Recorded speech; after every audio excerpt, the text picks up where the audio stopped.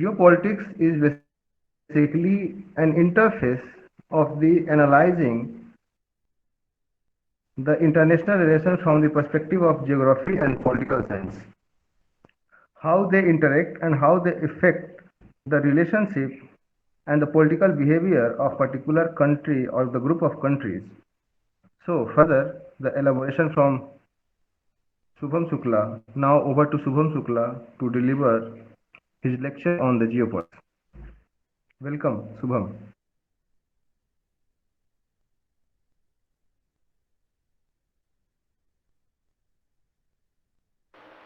Hello. Uh, Thank you, Rajni sir. Hello. हाँ हाँ आवाज आ रही है आपकी Shubham. Okay, sir. So, a very good day to all of you. As sir has said that today's lecture is going to be on geopolitics, a brief introduction. So, before starting the this lecture, uh, I would like to make you all that please bring Atlas, or if you don't have Atlas at time, open the Google Maps. So, for better understanding, it will help us to understand why geographical factors and where these factors playing crucial role in determining the foreign policy and politics of the world. So, starting with the lecture, uh, in his book Business of Geography, Tim Marshall has said, if you want to understand what's happening in the world, look at the map.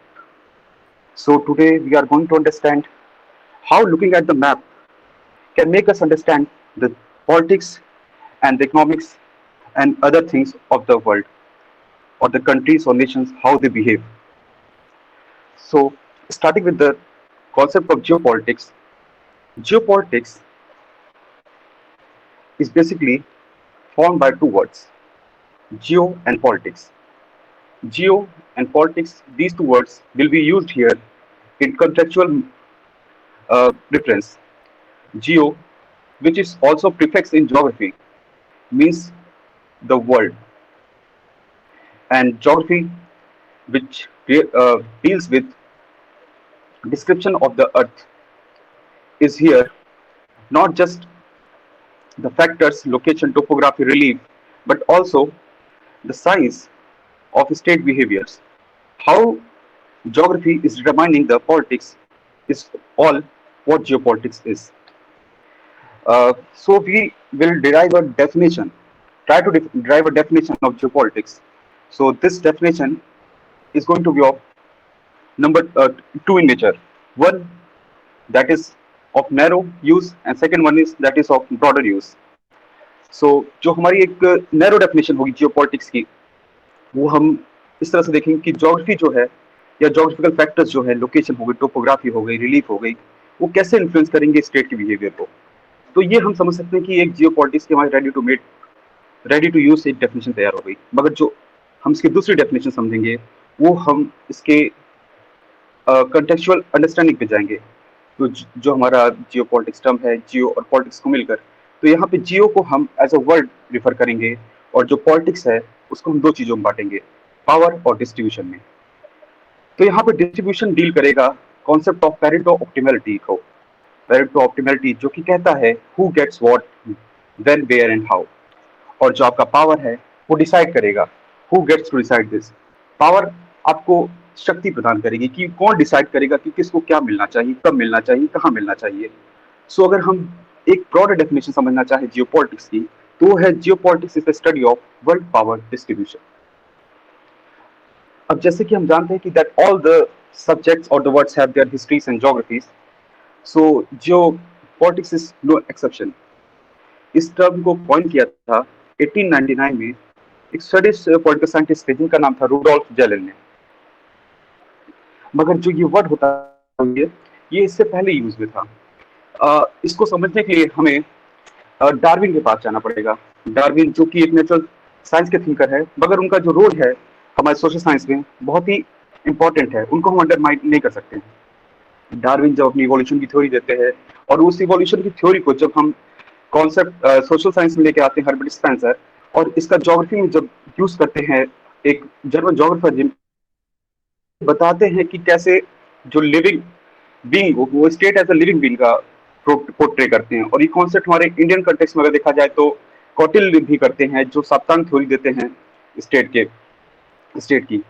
और जब इसका हम देखेंगे कि geopolitics की history क्या है या फिर इसका डेवलपमेंट कैसे हुआ, तो हम उसमें समझेंगे कि जो जियोपॉलिटिक्स टर्म है ये किस तरह से यूज हो रहा है।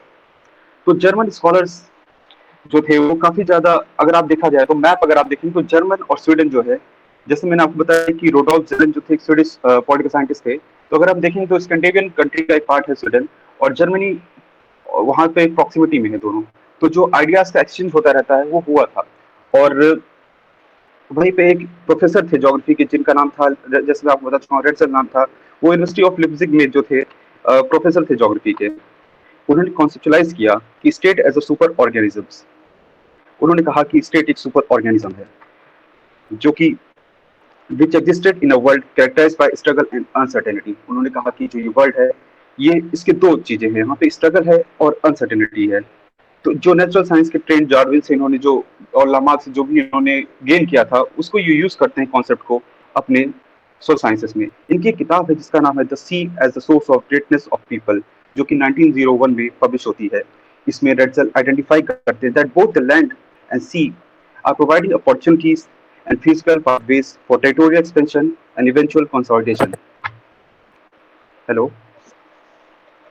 hello, hello. आवाज आ रही है आपकी, आप कंटिन्यू कीजिए। Okay sir, okay sir. तो जो इनकी किताब थी the sea as source of the greatness of people, रेडzel बताते हैं किस तरीके से लैंड और सी दोनों अपॉर्चुनिटीज प्रोवाइड करती हैं और पाथवेज प्रोवाइड करती हैं एक स्टेट को इसके एक्सपेंशन में और फर्दर कंसोलिडेशन में। और ये टर्म तो इन्होंने यूज कर लिया था, मगर ये टर्म जो है आपका जो यूज में आता है वो आता है 1930s में। 1930s में हम देखते हैं कार्ल हॉस्फर होते हैं। कार्ल हॉस्फर जो होते हैं यूनिवर्सिटी ऑफ म्यूनिक में एक प्रोफेसर होते हैं, जो कि नाजी जर्मनी की फॉरेन पॉलिसी को डिस्क्राइब करने में हेल्प करते हैं। वो रेचल के कॉन्सेप्ट को उठाते हैं, जो कॉन्सेप्ट उन्होंने दिया था सुपर ऑर्गेनिज्म का, या फिर कह सकते हैं state as a living space का। उसके लिए उन्होंने एक टेक्निकल टर्म कॉइन किया था जिसको हम कहते हैं लेवेंस्ट्रॉम, that is state as a living organism और द लिविंग स्पेस।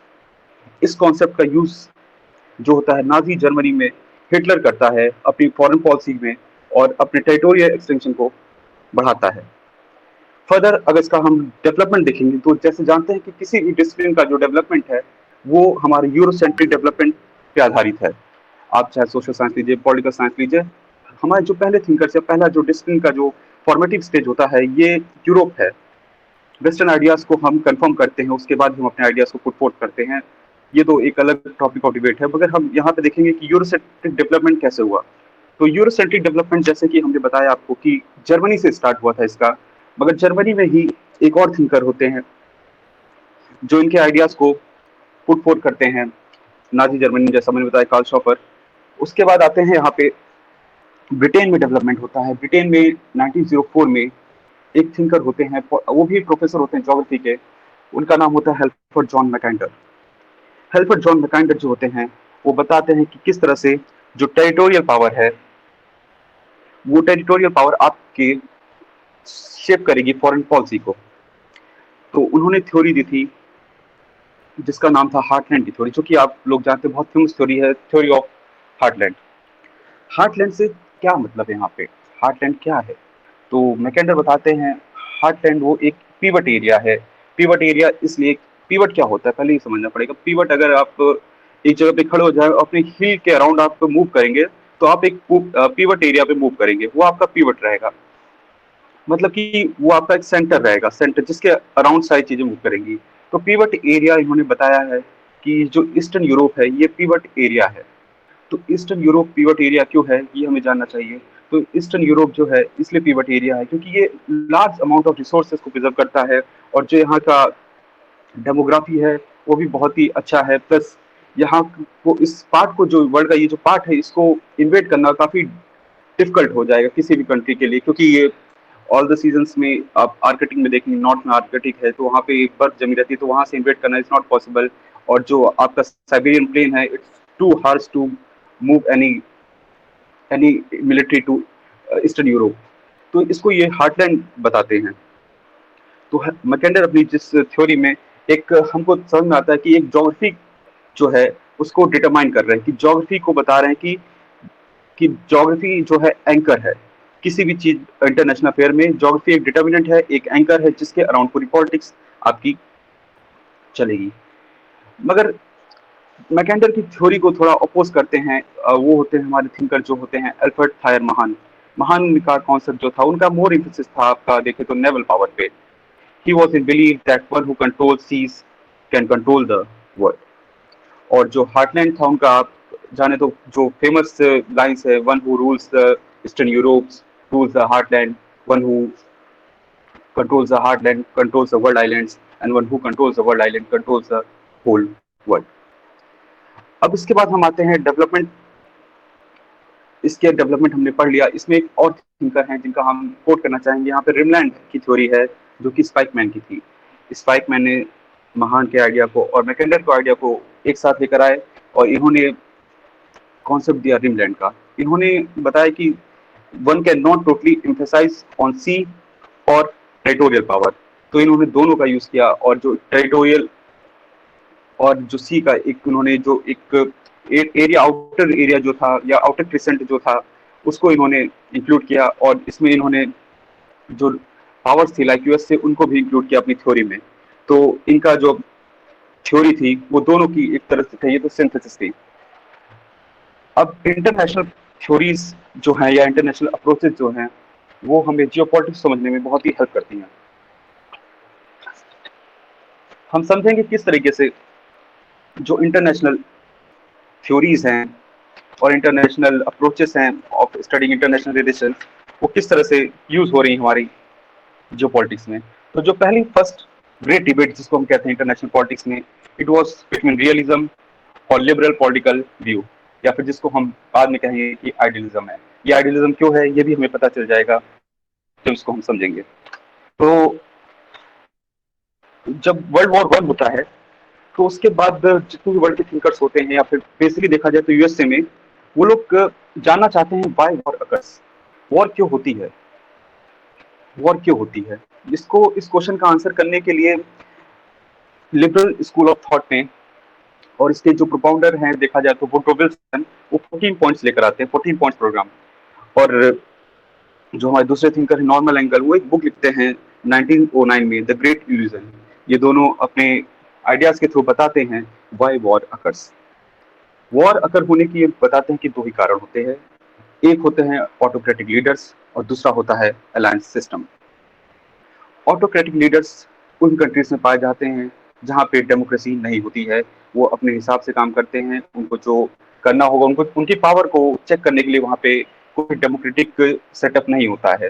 तो इसलिए जो ऑटोक्रेटिक लीडर्स होते हैं इनकी वजह से वॉर का स्टेट बनता है। दूसरा है अलायंस सिस्टम। अलायंस सिस्टम को हम एग्जाम्पल की तरह समझते हैं। ऑस्ट्रेलिया और जर्मनी ने अटैक किया था सर्बिया को, मगर जो रशिया है, Russia being an alliance of Serbia was involved in the war, and both Britain and France, being alliance of Russia, got involved in the war. So this phenomena created the whole a war between two countries, a world war. तो ये दो चीजें ये लोग बताते हैं liberal school of thought की किस तरह से ये चीजें होती हैं।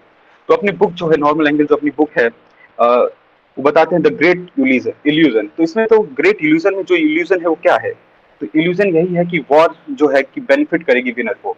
तो वो कहते हैं कि war is not beneficial for anyone.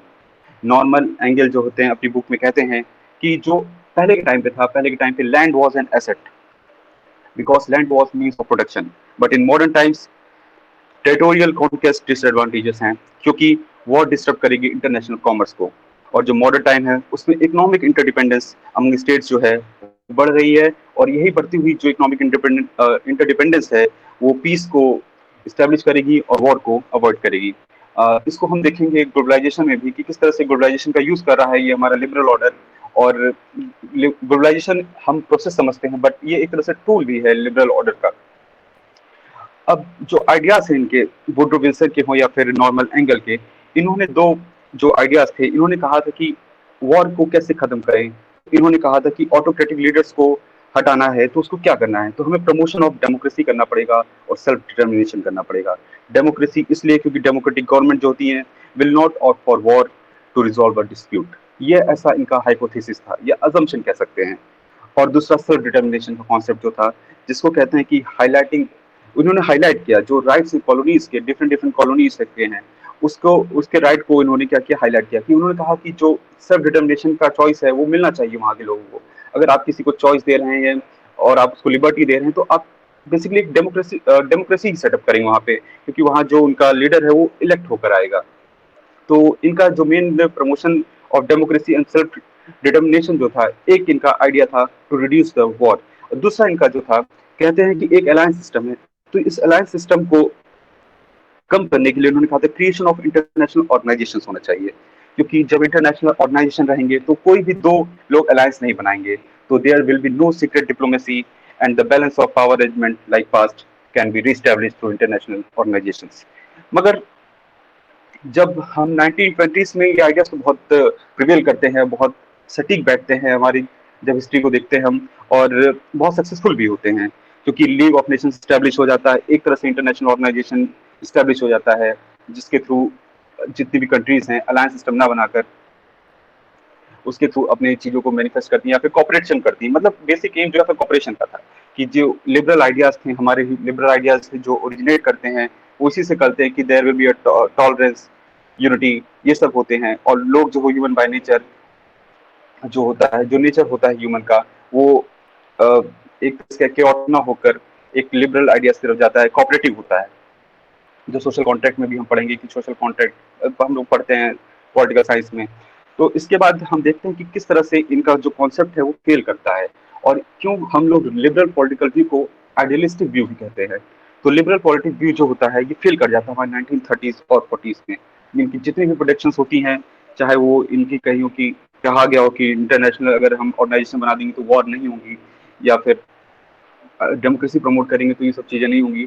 मगर हम देखते हैं कि किस तरह से सीक्रेट डिप्लोमेसी चलती रहती है रशिया और जर्मनी के बीच में, और 1940s 1939 के टाइम पे फिर से world war two broke out हो जाता है, और जो भी लिबरल्स के आइडियाज होते हैं, जो उन्होंने कहे होते हैं, एकदम उसके उल्टा होने लगता है। और दूसरा जो इसमें एक और फैक्टर आता है वो होता है 1929 का great depression, great economic depression. जो इनकी बात थी कि इंटरडिपेंडेंस होगा, जो हमारे नॉर्मल एंगल कहते हैं इकोनॉमिक इंटरडिपेंडेंस से हम वॉर को अवॉइड कर सकते हैं, वो भी यहाँ पे चैलेंज हो जाता है। अब जब इतना कुछ चैलेंज हो गया तो हम देखेंगे कि कुछ ना कुछ एक हमने कून्स का पैराडाइम पढ़ा है कि किसी भी सब्जेक्ट और डिसिप्लिन में क्या होता है कि एक कभी एक विचारधारा जो होती है प्रचलित होती है, फिर दूसरी विचारधारा आती है, तो उसमें क्राइसिस होता है, तो क्राइसिस फेस को निकलने के बाद ही दूसरी विचारधारा आती है। तो इसको काउंटर करने के लिए हमारी नेक्स्ट स्कूल ऑफ थॉट जो आता है वो होता है, या फिर न्यू अप्रोच, जो नया अप्रोच है वो होता है रियलिज्म का अप्रोच। रियलिज्म का जो अप्रोच है हमारा इंटरनेशनल पॉलिटिक्स में, उसको हमें समझना पड़ेगा। तो रियलिज्म जो है वो हमारा बेसिकली इस फैक्ट पे रिलाई करता है, अगर हम इसका एसेंस समझना चाहे रियलिज्म क्या है, तो रियलिज्म इस डील करता है वर्ल्ड को as it really is rather than how we would like it to be. What ought to be का भी कॉन्सेप्ट हो जाता है, एंड व्हाट इज का कॉन्सेप्ट, वही जो हमारा पुराना कॉन्सेप्ट होता है वही हम यहाँ पे भी अप्लाई करते हैं इंटरनेशनल पॉलिटिक्स में भी। जो रियलिज्म होता है वो कहता है कि जो इसके प्रोपाउंडर्स होते हैं वो अपनी, मतलब अगर हम देखे जाए कहाँ से वो लोग इस थॉट को डिराइव करते हैं, तो हम देखेंगे कि पास में जाएंगे तो थुसिडाइज का जो पेलोपोनेशियन वॉर पे उनका कॉन्सेप्ट होता है, वो कहते हैं पेलोपोनेशियन वॉर कुछ नहीं था, वो रिजल्ट था फियर ऑफ सिक्योरिटी का। या फिर हम मैकियावेली की प्रिंस को देखें तो प्रिंस में भी मैकियावेली ने कहा है कि फॉर क्रिएट करेगी दूसरे स्टेट के लिए। यही बाद में हम कॉन्सेप्ट देखेंगे ग्रामसी में, जो हेजेमनिक कॉन्सेप्ट होता है वो भी इसी से थोड़ा रिलेटेड है, बट ओवरऑल हम आगे बढ़ते हैं। तो इनका जो बताते हैं कि स्ट्रगल का जो कॉज है वो कैपेबिलिटीज का वेरिएशन है डिफरेंट डिफरेंट स्टेट्स के बिटवीन में। एक कॉन्सेप्ट आता है इनका रिलेटिव गेन का, जिसको हम कहते हैं सापेक्षिक लाभ। इनका मानना है कि the power can be gained at the expense of others. ये कहते हैं कि जो पावर होती है हमें तभी मिलेगी जब हम किसी और का अहित करेंगे, या फिर अपने को कोई लॉस ना हो, तभी हम पावर की स्टेट में रहेंगे। और जो हमने कैपेबिलिटी की बात की है, कैपेबिलिटी मान लीजिए यूएस है और चाइना है, इनके बीच में स्ट्रगल क्यों हो रहा है? अगर यूएस है, यूएस को पता है कि वो पावरफुल है, तो वो it will try to maintain its status को, वो अपना स्टेटस को बना के रखेगा। और चाइना है, वो चाइना सोचेगा कि उसको थ्रेट रहेगा, अप्रीहेंशन रहेगा, कल को अपने रिलेटिव गेन के लिए हमको यूज कर सकता है यूएस, तो इसलिए वो भी स्ट्रगल करेगा पावर के लिए। एक बात और ये कहते हैं कि जो फंक्शंस होता है स्टेट का वो सेम रहता है, फिर चाहे वो कोई भी स्टेट हो, सबके फंक्शन क्या होते हैं, सेम होते हैं। इसके बाद एक कॉन्सेप्ट आता है इसमें सिक्योरिटी डिलेमा का, जो कि बहुत इंपॉर्टेंट कॉन्सेप्ट हो जाता है हमारा अंडरस्टैंड करने में। ये जो अपना न्यू रियलिज्म है उसको, सिक्योरिटी डिलेमा होता है कि इसको एग्जांपल क्यों समझते हैं। अब अगर हम इसको ले ले कहते हैं, जिसको कहते हैं न्यूक्लियर न्यूक्लियर वेपन्स ले लें। अगर न्यूक्लियर वेपन्स को देखें, अब कुछ स्टेट्स इसी में रहते हैं, जैसे इंडिया है। इंडिया चाहे चाह कर भी नहीं छोड़ सकता अपने न्यूक्लियर वेपन्स, क्योंकि बगल का स्टेट जो पाकिस्तान है, China, they are also nuclear, they also are nuclear capable. तो इसमें यही हमें एक सिक्योरिटी डिलेमा क्रिएट हो जाता है कि हम न्यूक्लियर वेपन्स अपने पास रखें या नहीं रखना चाहिए। तो इस तरह का एक जो डिलेमा क्रिएट होता है, वो भी न्यूरिज्म स्कूल का एक अप्रोच का एक पार्ट है हमारे इसमें। और इनका मानना है कि जो न्यूक्लियर वेपन्स हैं ये डेटर्स का काम करते हैं, kind of balance of power in international politics. इस स्कूल ऑफ थॉट को चैलेंज करता है न्यूलिबरलिज्म का स्कूल, न्यू लिबरलिज्म का स्कूल। जो लिबरलिज्म है ये फिर से रिवाइव करता है और न्यू लिबरलिज्म का स्कूल आता है। और ये जो होता है ये सीधे हम देखें किस तरीके से डिफरेंट है और किस तरीके से सिमिलर है आपका न्यू रियलिज्म से। ये दोनों के क्योंकि अजम्पशन जो है सेम है, क्योंकि दोनों मानते हैं कि देयर इज स्टेट सेंट्रिक, जो भी आपकी इंटरनेशनल पॉलिटिक होगी स्टेट सेंट्रिक होगी। They both accept anarchy is there in international politics. मगर जो यहाँ पे डिफरेंस आता है इन दोनों में, उनको समझना बहुत जरूरी है।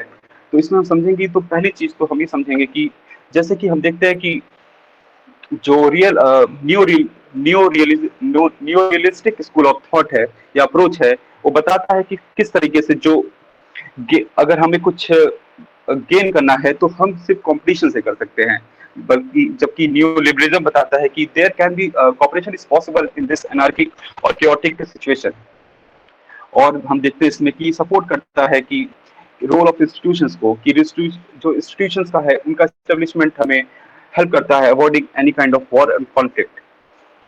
यहाँ पे दो इंपॉर्टेंट कॉन्सेप्ट आ जाते हैं जिसको समझना बहुत जरूरी है हमें new liberalism school of thought में। वो है एक इंटरडिपेंडेंस का, दूसरा है हेजेमनिक स्टेबिलिटी।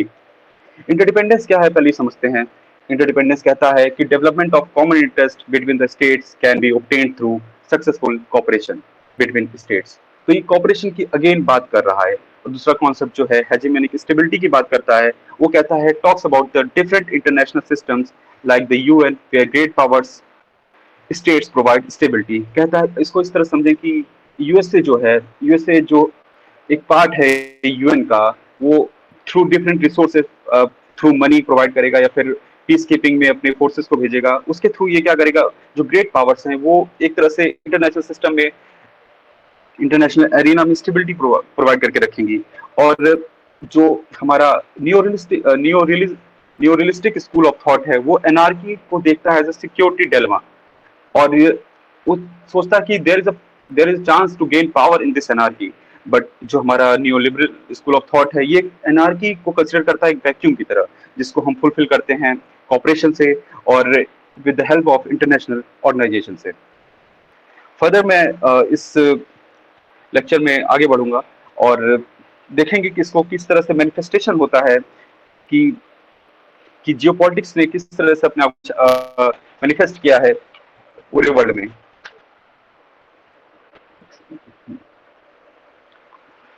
सबसे पहले इसमें हम देखते हैं कि प्री कोल्ड वॉर एरा में देखते हैं कि सॉरी मैं एक चीज बताना भूल गया, हम मार्क्स कैसे भूल सकते हैं। मार्क्स इतने इंपॉर्टेंट थिंकर है, उनके बिना कैसे कोई भी थ्योरी फुलफिल हो सकती है। तो मार्क्स को मैं यहाँ पे इंट्रोड्यूस करना चाहूंगा आप लोगों के बीच में। तो मार्क्सियन जो व्यू है आईआर का, वो just like his view on states है कि जैसे कि मार्क्स बताते हैं कि there is a class struggle between the proletariat and bourgeois. और सर्वहारा और जो कैपिटलिस्ट है उनके बीच में जो एक क्लास स्ट्रगल है, वो इसी कॉन्सेप्ट को लेकर जाते हैं इंटरनेशनल एरिना में। मार्क्स ने कुछ एक्सप्लिसिटली नहीं कहा है इंटरनेशनल पॉलिटिक्स के बारे में, मगर अगर हम उनके कम्युनिस्ट मैनिफेस्टो को देखें तो उसमें एक लाइन पढ़ने को मिलती है, workers of the world unite. अब हम इससे इंटरप्रेट करेंगे किस तरह से मार्क्स ने अपने इंटरनेशनल पॉलिटिक्स या इंटरनेशनल रिलेशंस के व्यूज को पुट फोर्थ किया है। इसको देखेंगे इस तरीके से कि जो मार्क्सियन व्यू है, कॉन्सेप्ट है, वो हमें बताता है कि the international politics is struggle between the capitalist and the communist, या फिर जो कहें विक्टिम्स ऑफ कैपिटलिस्ट एक्सप्लॉयटेशन। ये जो इंटरनेशनल पॉलिटिक्स है वो स्ट्रगल है कैपिटलिस्ट स्टेट के बीच में और जो उसके विक्टिम्स हैं कैपिटलिस्ट एक्सप्लॉयटेशन के। और ये एग्जामिन करता है कि जो कैपिटल का इफेक्ट, कैपिटलिज्म का इफेक्ट है वो किस तरीके से लेबर्स को और बाकी जो फैक्टर्स ऑफ प्रोडक्शन है उन पे किस तरीके से जा रहा है। एक जो अच्छी बात है इसमें मार्क्सिस्ट व्यू ऑफ आईआर में, वो हेल्प करती है कि एंटी इंपीरियलिस्टिक है ये, और ये फिर से बात करती है सेल्फ डिटर्मिनेशन की, जिसको हमने नियो लिबरलिज्म में देखा था, सेल्फ डिटर्मिनेशन कॉन्सेप्ट, और ये बात करती है पीसफुल कोएग्जिस्टेंस की। इसका अल्टीमेट एम है वही कम्युनिस्ट स्टेट को या कम्युनिस्ट सोसाइटी को सेटअप करना इंटरनेशनल ऑर्डर में भी। और जो इसके क्रिटिक्स हैं द कॉन्सेप्ट ऑफ, ये जो है बॉर्डर के कॉन्सेप्ट को, मतलब जो मार्क्सियन फिलॉसफी हो वो बॉर्डर के कॉन्सेप्ट को क्रिटिसाइज करती है और कहती है कि जो बॉर्डर्स होते हैं दे एस्टेब्लिश और they create dependency and inequality. उनका मानना कि मार्केट्स जो हैं, जो वर्ल्ड के हमारे मार्केट्स हैं, they are establishing values through supply and demand mechanism, और ये एक एक्सप्लॉयटेशन का जरिया है जो कि दूसरे लोगों को एक्सप्लॉइट करता है। इवन मार्केट में जो गुड्स होते हैं वो जो लेबर जो होते हैं, जो उनके मतलब कॉस्ट ऑफ लेबर प्रोडक्शन से भी कम पे बेच दिए जाते हैं। इससे हमें पता चलता है कि मार्केट कितना एक्सप्लॉयटेटिव है अपने प्रॉफिट को मैक्सिमाइज करने के लिए। कहीं जैसे चाइना डंपिंग कर दे रहा है इंडिया में, अगर देखें तो गुड्स की डंपिंग कर देता है, जो हमें इसलिए क्या होता है, मार्केट हमारा डिस्टर्ब हो गया, इंडिया का जो इंडिजिनस मार्केट था वो डिस्टर्ब हो गया। यहाँ पर अगर चाइना से कोई भी, अगर हम दिवाली पे देखें तो जो हमें झालर, अगर इंडियन झालर देखने जाए तो वहाँ पे 100-200 रुपए की मिलेंगे, मगर अगर हम यही चाइनीज झालर देखें जाए तो 30-35 के मिल जाएंगे। तो ये जो कॉस्ट ऑफ प्रोडक्शन है उससे भी लेस पे ये बेचकर ये आपकी मार्केट को क्या कर रहा है, डिस्टर्ब कर दे रहा है, और ये एक तरीके से देखा जाए तो एक्सप्लॉयटेशन का ही जरिया है। और इसी मार्क्सियन थ्योरी को आगे अगर हम समझें तो समझ सकते हैं ग्रेट गेम थ्योरी से। जो ग्रेट गेम हुआ था ये क्या है, इसको हम थोड़ा जान लेंगे। इसके लिए हमको थोड़ा इतिहास में पीछे चलना पड़ेगा। तो ग्रेट गेम जो था 18-19 सेंचुरी में, या बेसिकली कहें 20 सेंचुरी में, ये ज्यादा आया था जब एक तरफ जारिस रशिया था और दूसरी तरफ यूके था। उन दोनों के बीच में एक ग्रेट गेम हो रहा था। ग्रेट गेम क्या था? ग्रेट गेम वही जो मार्क्स कहते हैं एक्सप्लॉयटेशन का। कौन किसका एक्सप्लॉयटेशन करेगा, किस किस टेरिटरीज पे जाके किस तरीके के रिसोर्सेज को एक्युमुलेट करके एक्सप्लॉयटेशन करेगा। रशिया और ब्रिटेन के बीच में ग्रेट गेम चल रहा था, और सेंट्रल एशिया जो था, और या कहे तो बेसिकली अफगानिस्तान जो था, वो थिएटर था ग्रेट गेम का। हम देखते हैं किस तरीके से 3 एंग्लो अफगान वॉर्स लगता है, एंग्लो अफगान वॉर्स होती हैं बिटवीन ब्रिटेन एंड अफगानिस्तान। 1907 में ये ग्रेट गेम तो खत्म हो जाता है, मगर अभी अगर हम देखें इस टाइम पे ये क्या ग्रेट गेम फिर से आ रहा है, इसको भी हम आगे समझेंगे जब हम वर्ल्ड के पॉलिटिक्स को देखेंगे through the lenses of these theories. अब आगे बढ़ते हैं और हम समझेंगे यहाँ पे एक और थ्योरी है जिसका मतलब मैं जिक्र करना चाहूंगा, वो है वाल्टर स्टीन की world system theory. Wallerstein जो कहते हैं वो हिस्ट्री को देखते हैं कि कहते हैं वर्ल्ड की जो हिस्ट्री है, वो कहते हैं वर्ल्ड की जो हिस्ट्री है वो आपकी राइस और डिमाइस पे होती है, वर्ल्ड सिस्टम्स पे।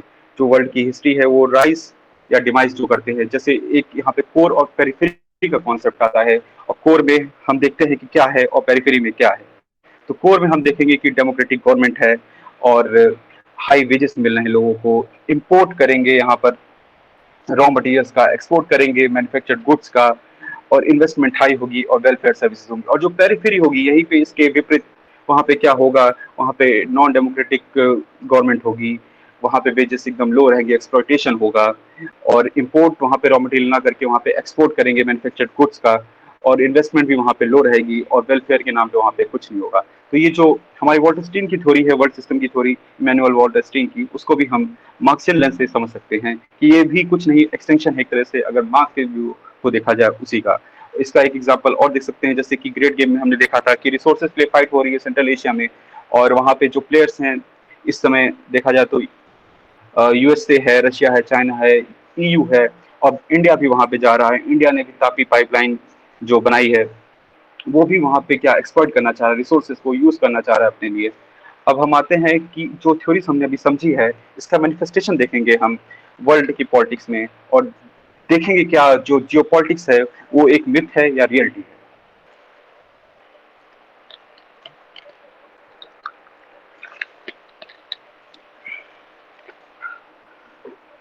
अब ये समझने के लिए कि जियोपॉलिटिक्स एक मिथ है या रियलिटी है, पहले तो मैं स्टार्ट करूंगा इसको कोल्ड वॉर से।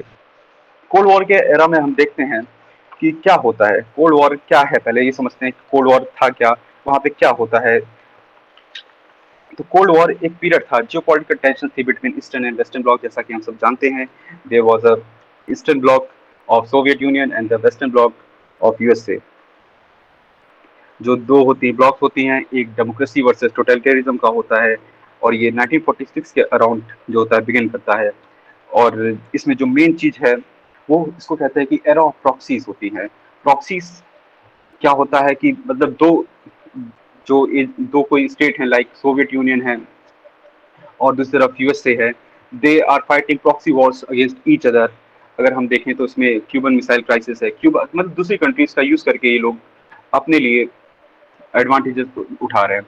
इसमें जो मेन मेन इवेंट थे कोल्ड वॉर के टाइम पे, अगर हम देखें तो स्वेज क्राइसिस देखा जाए तो स्वेज क्राइसिस, जो स्वेज कैनाल है वहाँ पे क्राइसिस होती है, जो एक चैनल होता है जो जहाँ से मतलब वन मैक्सिमम जो हमारा यूरोप से ट्रेड होता है एशिया की तरफ, वो वहाँ पे ब्लॉकेड किया जाता है, स्वेज क्राइसिस होती है।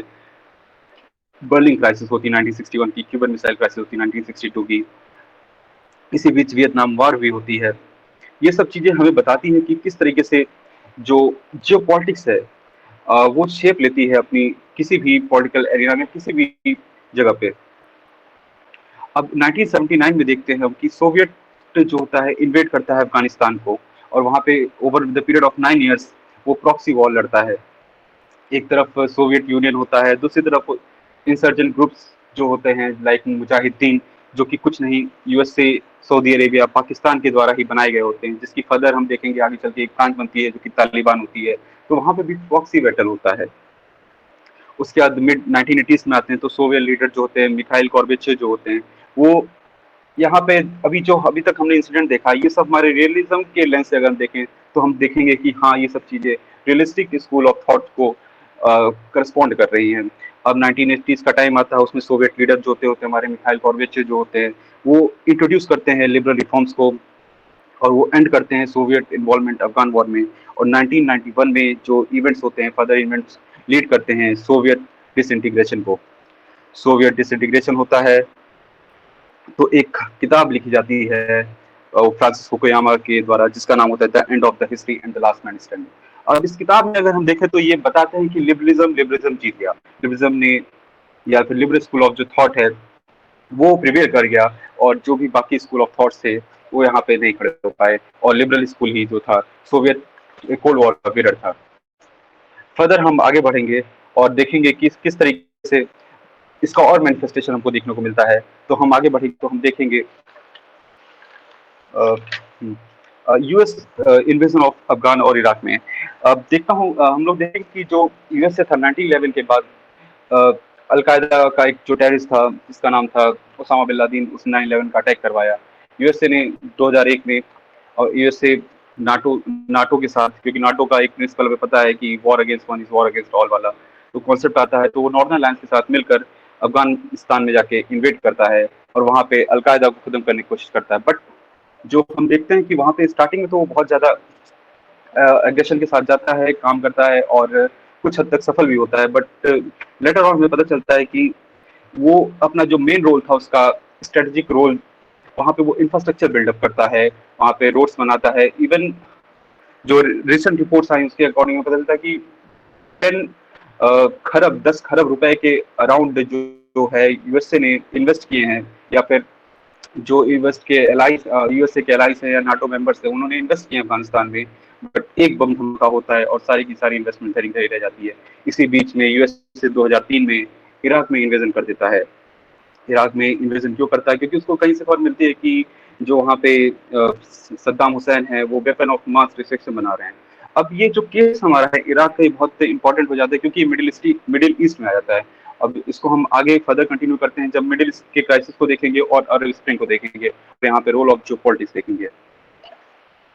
अब 2010 की बात है, टुनीशिया में एक सब्जी वाला होता है, वो अपने आप को आग लगा लेता है। वो अपने आप को आग लगा देता है एक सेंट्रल गवर्नमेंट की बिल्डिंग के सामने, और उसके आग लगाने की वजह से एक रिवॉल्यूशन टाइप का क्रिएट हो जाता है, जिसको ही नाम दिया गया है अरब स्प्रिंग। ये ट्यूनीशिया में होता है और उस सब्जी वाले का नाम था मोहम्मद बोजाजी। इसकी वजह से वहाँ के जो प्रेसिडेंट होते हैं ज़ैन अब्दीन बेन अली, वो वहाँ पे मास की प्रोटेस्ट को कंट्रोल करने की कोशिश करते हैं बट नहीं कर पाते हैं, और 2011 में वो कंट्री छोड़ के सऊदी अरेबिया में जाके चले जाते हैं। तो ये जो मूवमेंट था, इसमें टेक्नोलॉजी का बहुत बड़ा रोल था।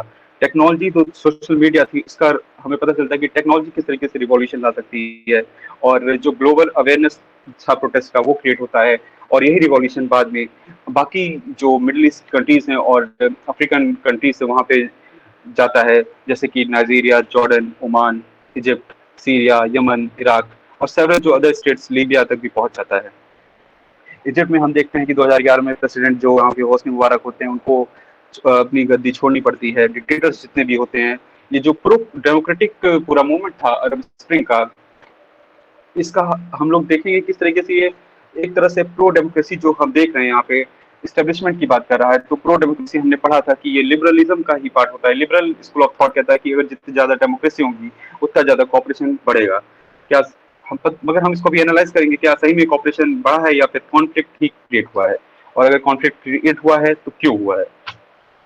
हम देखते हैं कि रिजीम जैसे चेंज हुई है, प्रेसिडेंट होस्नी मुबारक हैं, उनको स्टेप डाउन करना पड़ा, मोहम्मद गद्दाफी को कैप्चर और किल कर दिया गया। ये जो हमारा अरब स्प्रिंग था, इसमें जो समझने के लिए इसको हमको थोड़ा हिस्ट्री में जाना पड़ेगा, और हिस्ट्री में हमें देखना पड़ेगा जो यहाँ पे दो इस रीजन में जो मेन पावर्स हैं, एक है सऊदी अरेबिया और दूसरा है ईरान। अब सऊदी अरेबिया और ईरान का जो है ये देखा जाए तो सऊदी जो है वो पहले ऑटोमन एम्पायर का एक पार्ट था। 1932 में जो सऊदी था वो ऑटोमन एम्पायर वहां से हटता है, और वहां पे जो सॉट्स होते हैं वो वहां पे अपनी डायनेस्टी को स्टैब्लिश करते हैं। और यहाँ पे एक और इम्पोर्टेंट चीज आती है कि all these countries are Islamic nature, and there is a cultural divide और there is sectarian divide between two sects of Muslims, and that is one is Shia and other is Sunni. जो Sunnis होते हैं वो जो Saudis है, जो Saudi Arabia है, वो अपने आप को मुस्लिम्स का एक तरह से कहा जाए तो गॉडफादर समझता है, और जो आपको ईरान है वहाँ पे शिया है, जो सेकंड सेक्ट है, जो इम्पोर्टेंट डोमिनेंट सेक्ट है मुस्लिम वर्ल्ड का। अब ये जो दो है कंट्रीज हैं यहाँ पे मिडिल ईस्ट में, हम देखें तो ईरान और इराक और ईरान और सऊदी अरेबिया, ये दोनों बहुत सालों से एक दूसरे के खिलाफ प्रॉक्सी बैटल्स लड़ रही हैं, क्योंकि इनको बताना है, इनको अपना जो हेजमनी है वो क्रिएट करना है इस रीजन में, पर्टिकुलर रीजन मिडिल ईस्ट का जो रीजन है उसमें। Although they both are against Israel, but किस तरीके से हम देखेंगे कि ये अपने जो स्टेब्लिशमेंट है, स्टेटस को किस तरह से मेंटेन करके रखना चाहते हैं कि जो अरब स्प्रिंग था कहीं वो इनके पास तक ना पहुंच जाए, इसलिए इसको ये सप्रेस करते हैं। और डिफरेंट डिफरेंट जो कंट्रीज होती है वहां पे ये क्या करते हैं, वो रिजीम तो चेंज हो जा रही है, बट जहां पे रिजीम नहीं चेंज नहीं हो रही है, कुछ जगह पे जो सेकुलर प्रोटेस्ट थे जो हमारे अरब स्प्रिंग के, उसको ये टर्न कर देते हैं रिलीजियस वन में, जहाँ पे एक्सट्रीमिस्ट ग्रुप्स लाइक आईएसएस का वहाँ पे आना होता है, और ये पूरा का सिनारियो चेंज हो जाता है और ये ग्लोबल थ्रेट बन जाता है। और फिर आते हैं हमारे जो ग्लोबल ऑल टाइम प्लेयर्स है लाइक यूएसए एंड रशिया, उनकी भी एंट्री यहीं पर होती है। तो ये मिडिल ईस्ट पूरा अगर देखा जाए तो एक एरिना बन जाता है प्रॉक्सीज का, जिसमें कुछ रीजनल प्लेयर्स हैं और कुछ ग्लोबल प्लेयर्स हैं। ये ग्लोबल प्लेयर्स तो हमेशा रेडी रहते हैं एक्सप्लॉइट करने के लिए रिसोर्सेज को, और रीजनल प्लेयर्स अपनी हेजमनी के लिए वहाँ पे हैं। तो हम अगर देखें तो दोनों के बीच में सर्टेन डिफरेंसेस, कुछ लोग के इकोनॉमिक एडवांटेजेस है, कुछ लोग के अपने कल्चरल और हिस्टोरिकल एडवांटेजेस हैं, मगर जो एरिया है वहाँ पे सबसे ज्यादा क्राइसिस ड्रिवन जो लोग हैं, वो लोग वहाँ के जो लोग हैं वही है। अब हम यहाँ पे कंट्री बाय कंट्री हम इसका एनालिसिस करेंगे। अगर देखें तो मिडिल ईस्ट में, तो सबसे पहले हम चलते हैं यहाँ पे सीरिया में चलते हैं। तो सीरिया में जब हम देखते हैं कि प्रॉक्सी वॉर्स लड़ रही है, तो वहाँ का सीरिया जो है, वहाँ पे जो शिया मिलिशिया है वहाँ पे, उसको सपोर्ट कर रहा है सुन्नी ईरान, और जो वहाँ पे सुन्नी है गवर्नमेंट है, सुन्नी या मिलिशिया है उसको सपोर्ट कर रहा है आपका सऊदी अरब, क्योंकि शिया और सुन्नी ही यहाँ पे जो मेजर बैटल है शिया और सुन्नी की है। इसमें हम देखेंगे कि क्लैश ऑफ सिविलाइजेशन तो नहीं हो रहा है, but intra clash of civilization भी होती है एक चीज जो मुझे लगता है कि यहाँ पे है। मे भी ऐसी कोई थ्योरी नहीं हो, बट मुझे जो लगता है कि इंट्रा क्लैश है जो विद इन सिविलाइजेशन, वो भी यहाँ पे प्रिवेल कर रहे हैं। ईरान को अगर हम देखें तो ईरान जो है उसके मतलब काफी रिस्ट्रेंट है उसके ऊपर, इकोनॉमिक रिस्ट्रेंट्स हैं, जैसे कि करेंसी डेप्रिशिएट करी उसकी, यूएसए ने जो न्यूक्लियर डील थी उससे बाहर आ गया और सैंक्शन लगा दिया अंडर काटसा। और एक जो अरब नाटो है वो भी इसके अगेंस्ट यहाँ पे खड़ा हुआ है, जिसको मिडिल ईस्ट स्ट्रेटेजिक अलायंस में भी कहते हैं। तो ईरान क्या करता है अपनी पॉलिटिक्स को या अपने हेजिमनी को बनाए रखने के लिए डिफरेंट डिफरेंट स्टेट्स में सपोर्ट करेगा वहां के मिलिशियास को या फिर वहां की गवर्नमेंट को, जो कि प्रॉक्सीज रहेंगी against Saudi Arabia. Saudi Arabia जो है उसका अगर देखा जाए तो सऊदी अरेबिया में जो क्राइसिस चल रही है वो जमाल खशोगी के मर्डर के बाद से एक उसके सऊदी अरेबिया का जो चेहरा था या फिर जो इंटरनेशनल इमेज थी वो थोड़ी टार्निश हुई है। और वहाँ की जो क्राउन प्रिंस है मोहम्मद बिन सलमान, उनके अथॉरिटेरियन रिजीम को काफी क्रिटिसाइज किया गया था। कनाडा की एक फॉरेन मिनिस्टर थी वहाँ, उन्होंने इसको क्रिटिसाइज किया था, तो काफी बाद में उन्होंने सॉरी वॉरी बोला। मगर यहाँ पे देखा जाए तो सऊदी अरेबिया जो है वो अपनी इमेज बनाने के लिए लगा हुआ है। और एक चीज और देखेंगे यहाँ पे जो जियो स्ट्रेटेजिक और जियो पॉलिटिक्स के पॉइंट ऑफ व्यू से बहुत इंपॉर्टेंट है, वो ये है कि सऊदी अरेबिया को ये पता चल गया कि ऑयल पे बहुत ज्यादा डिपेंडेंसी नहीं रह सकती, क्योंकि अमेरिका में भी शेल गैस और ऑयल्स मिल गए हैं, और आपके आर्कटिक में भी ये सब चीजें ऑयल्स के मतलब एक्सप्लोरेशन है कि वहाँ पे भी है, और साउथ चाइना सी में तो है ही है, उसका भी कंटेंशियस इशू है, वो उसको भी बाद देखेंगे। तो सऊदी अरेबिया ने विजन 2030 एक इनिशिएटिव लॉन्च किया है जो ट्रांसफॉर्म करना चाहता है सऊदी अरेबिया को और उसको लेस ऑयल डिपेंडेंट कंट्री बताना चाहता है। यहाँ पे एक चीज और इम्पोर्टेंट होती है, इंडिया और सऊदी के बीच में जो इस समय क्लोजनेस बढ़ती जा रही है, और किस तरीके से आप देखेंगे कि टर्की और पाकिस्तान ईरान ये जो एक है अलायंस बना रहे हैं कि जो मतलब अगर देखा जाए तो मुस्लिम वर्ल्ड का जो ये अपने आप को रिप्रेजेंट करते हैं सऊदी अरेबिया, उसको चैलेंज कर रहे हैं ये जो हमारी अलायंस है। अगर टर्की देखा जाए, पाकिस्तान में देखा ईरान को, क्योंकि इंडिया के साथ अगर सऊदी के रिलेशन अच्छे होंगे तो मुस्लिम वर्ल्ड ने जो एक इमेज बना रखी है इंडिया की, इंडिया में मुस्लिम्स के साथ अत्याचार हो रहे हैं या फिर prosecutes minorities are get prosecuted in India, तो वो भी एक इमेज जो है पाकिस्तान की जो इमेज क्रिएट करता है इंडिया की, वो टानिश हो रही है। दूसरी चीज अब हम आते हैं यहाँ पे जो प्रॉक्सी वॉर चल रही है, प्रॉक्सी वॉर जो चल रही है हमारी यमन में चल रही है, और यमन में जो प्रॉक्सी वॉर चल रही है यहाँ तक कि इसको यूएन ने कह दिया it is one of the worst humanitarian crisis. ये प्रॉक्सी वॉर अगेन हम देखेंगे कि ईरान और सऊदी अरेबिया के बीच में ही चल रही है।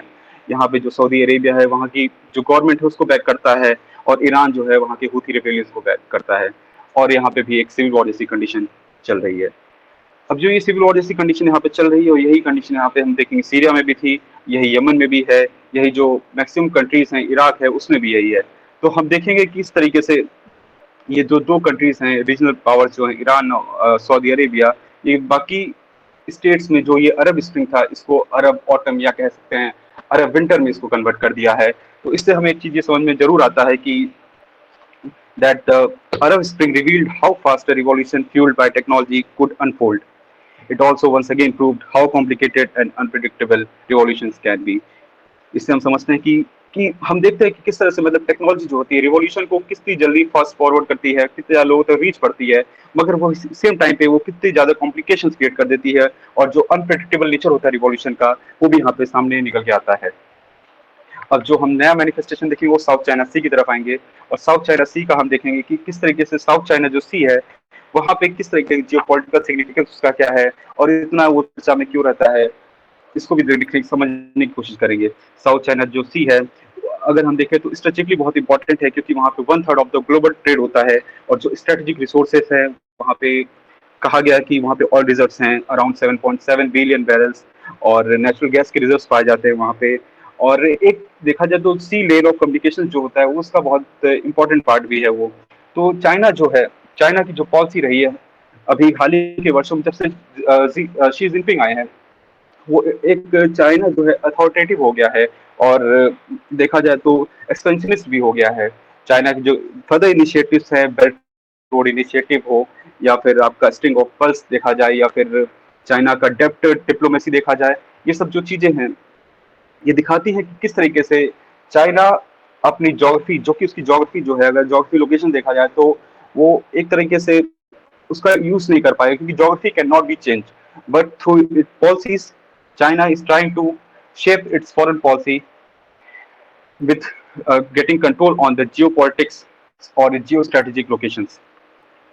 हम देखते हैं कि कंट्रोल जो यहाँ का मैरीटाइम है उसको रूट को यहाँ पे मिलिट्री एडवांटेजेस के लिए चाइना यूज करता है, और इसको एक तरीके से फिर से देखा जाए वही जो हमने थ्योरी पढ़ी थी अभी स्पाइकमैन और मैकेंडर की, वो यहाँ पे अप्लाई करता है कि इस रीजन को पिवट एरिया बनाना चाहता है जिससे कि पूरे रेस्ट ऑफ एशिया को ये कंट्रोल कर सके।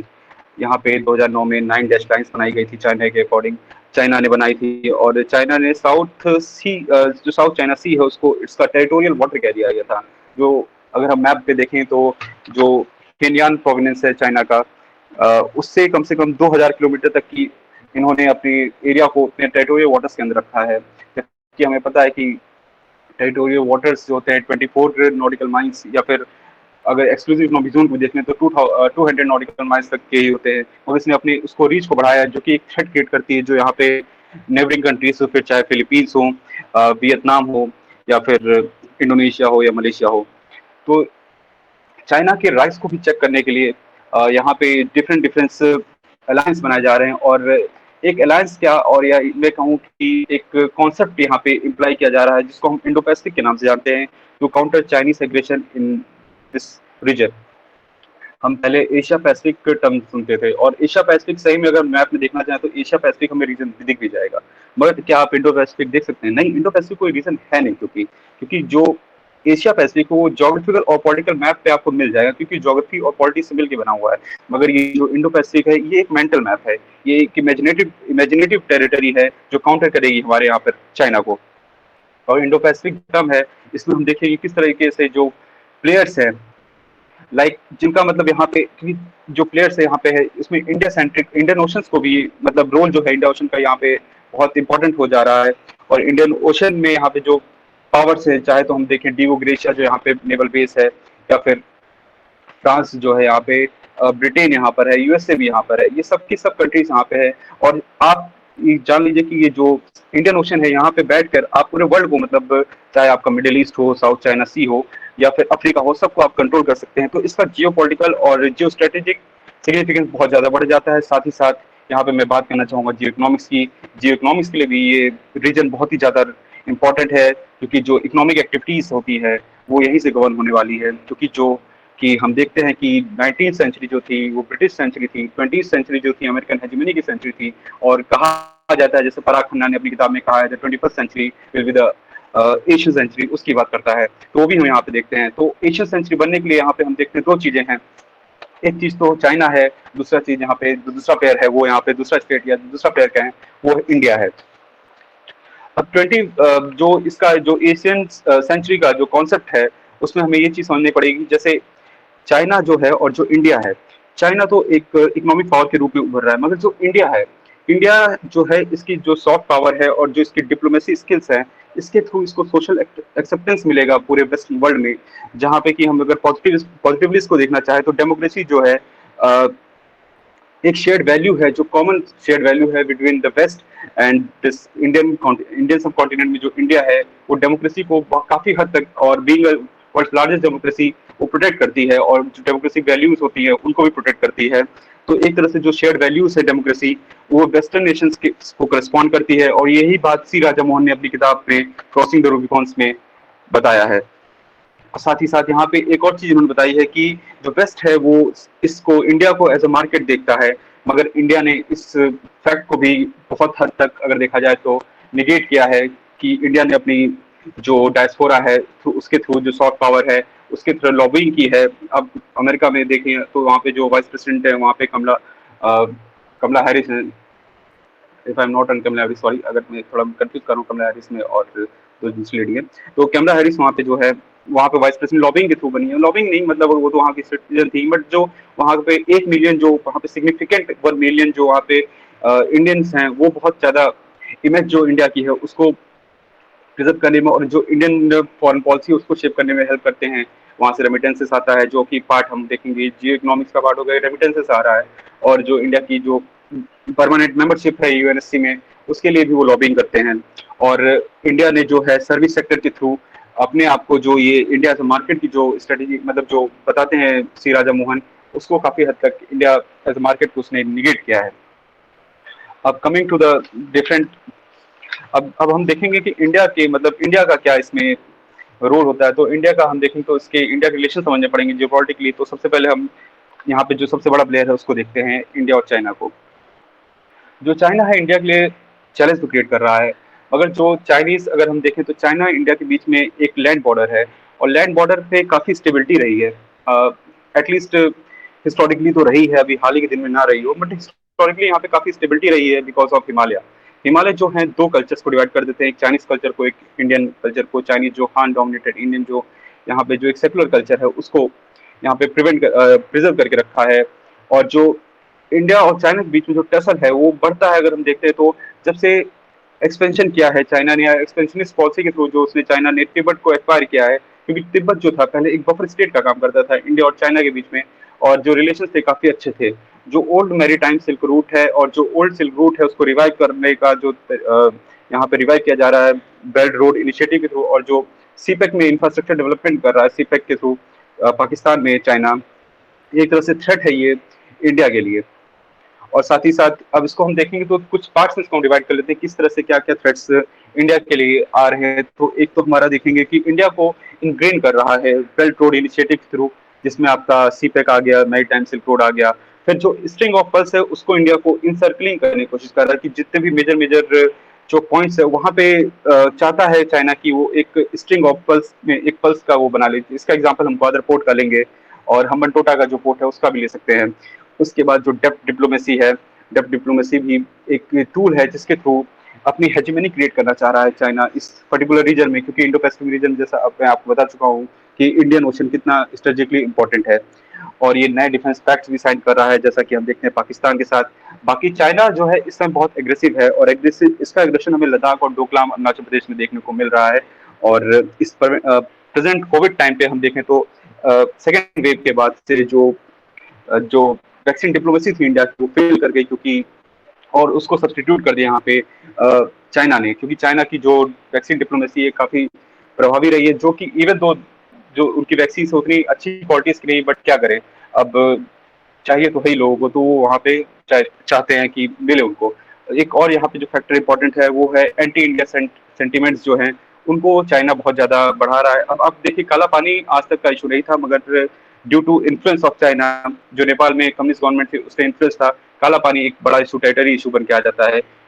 इंडिया और नेपाल जिसके बीच में इतने अच्छे रिलेशन हैं, वो भी टानिश कहीं ना कहीं होने लगते हैं। मालदीव में भी एक जो गवर्नमेंट थी इससे पहले उसको चाइना बैक करती थी, और इंडिया के खिलाफ वहाँ पे बहुत ज्यादा एग्रेशन था। मगर इंडिया ने भी कुछ ऐसा नहीं कि कुछ ना किया हो, इंडिया ने बहुत सारे एफर्ट्स इसमें किए हैं तो चाइना कुछ काउंटर करने के लिए। तो इंडिया ने भी बेल्ट रोड इनिशिएटिव की तरफ कुछ उसके भी अपने इंफ्रास्ट्रक्चर पुश थे, जो कि हम देखते हैं श्रीलंका में उसने रेलवेज बनाए, हाउसिंग्स बनाई, बांग्लादेश में उसने रेलवेज बनाए, पावर सेक्टर में काम कर रहा है। एक ब्लू डॉट नेटवर्क पे भी काम कर रहा है, जो अमेरिका के साथ एक चाइना के बेल्ट रोड इनिशिएटिव को काउंटर करने के लिए ब्लू डॉट नेटवर्क पे भी काम कर रहा है।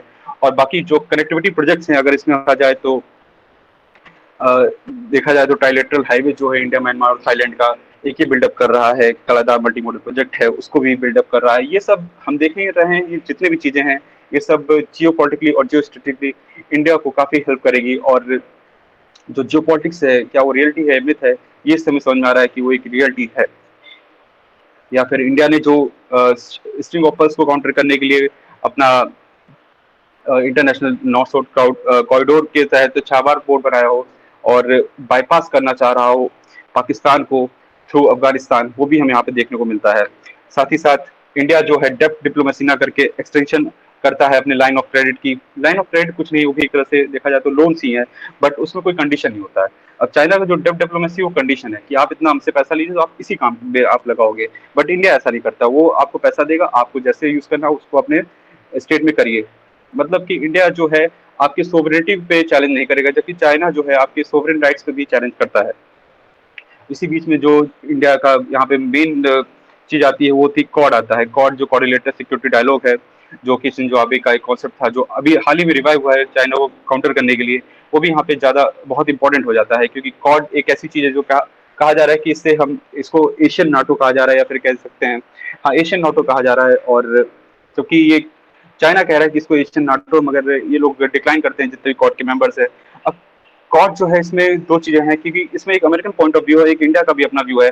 अमेरिकन पॉइंट ऑफ व्यू जो है वो काउंटर करना चाह रहा है चाइना को, मगर इंडिया ने अभी तक कभी भी किसी भी प्लेटफॉर्म पे ये नहीं कहा कि दिस कॉड प्लेटफॉर्म इज और बीइंग और will in future be used for countering China. तो ये शेयर्ड वैल्यूज की बात करता है, free and open Indo Pacific की बात करता है कॉड जो होता है। कॉड एक जो था अलायंस था, इसको धीरे धीरे मिलिट्री अलायंस में भी चेंज हो रहा है, और इसमें इसकी मलाबार एक्सरसाइज है, उसमें बहुत सारी कंट्रीज की, जैसे कि इस बार तो ऑस्ट्रेलिया भी आके इसमें पार्टिसिपेट किया है, तो ये भी हमको देखने को मिलता है। और जो सार्क था, जो सार्क यहाँ पे रीजनल एक कॉपरेशन का अगर देखा जाए तो रीजनल कॉपरेशन की बात कर रहा हूँ, तो फिर आप इसको यहाँ पे कनेक्ट कर लीजिए लिबरलिज्म से या फिर नियो लिबरलिज्म से, कि लिबरलिज्म से कनेक्ट करिए, क्योंकि इसको यहाँ पे रिवाइवल ऑफ बिम्स्टेक जो हो रहा है, एक एटलीस्ट रीजनल लेवल पे जो है कॉपरेशन तो हो ही रहा है। तो ये सार्क को बाईपास कर रहा है। सार्क क्योंकि डिसफंक्शनल हो गया, आप जाने हैं कि पाकिस्तान के रवैये की वजह से सार्क जो है डिसफंक्शन की स्टेट में है। कमिंग टू जो छोटे छोटे स्टेट यहाँ पे नेपाल को देखा जाए, तो नेपाल एक बफर स्टेट का काम करता था भूटान की तरह ही, और ये इंडिया और चाइना में जो बफर स्टेट का काम करता है, और इसके रिलेशन के साथ बहुत अच्छे थे। मगर हाल ही के टाइम पे अगर देखा जाए तो जो आपका मधेशिया इशू हुआ, और इंडिया ने जो ब्लॉकेट किया था, उस नेपाल में जो ब्लॉकेट किया था, उससे काफी एंटी इंडिया सेंटीमेंट्स का जैसे मैं डिस्कशन ऑलरेडी कर चुका हूँ। तो अगर मैं बताना चाहूँ तो कम शब्दों में यही कहूंगा कि जो रीजनल पॉलिटिक्स है साउथ एशिया की, वो इंडिया की इन्फ्लुएंस करता है। इंडिया की इन्फ्लुएंस ज्यादा है, उसका इन्फ्लुएंस होता है वहाँ पे चाइना का। जो चाइना कर रहा है उसी के काउंटर में इंडिया कुछ ना कुछ करता रहता है, या फिर जो इंडिया करता है उसको काउंटर करने के लिए चाइना कुछ ना कुछ करता रहता है। अब क्योंकि चाइना के बेल्ट एंड रोड इनिशिएटिव को इंडिया ने साइन किया नहीं, चाइना को लगता था कि वही एक जो है सुपर पावर बन के निकलेगा, मगर इंडिया की अपनी जो ओल्ड एज टेक्निक रही है नॉन अलाइनमेंट की, वो उसने दिखाया यहाँ पे, और उसके इस प्रोजेक्ट में अपने सोवरेन राइट्स का हवाला देके उसमें इंडिया ने पार्टिसिपेट नहीं किया। साथ ही साथ अब हम देखेंगे यहाँ पे कि जो इंडियन ओशन रीजन है उसमें इंडिया का क्या रोल होता है, ये भी बहुत इंपॉर्टेंट होगा।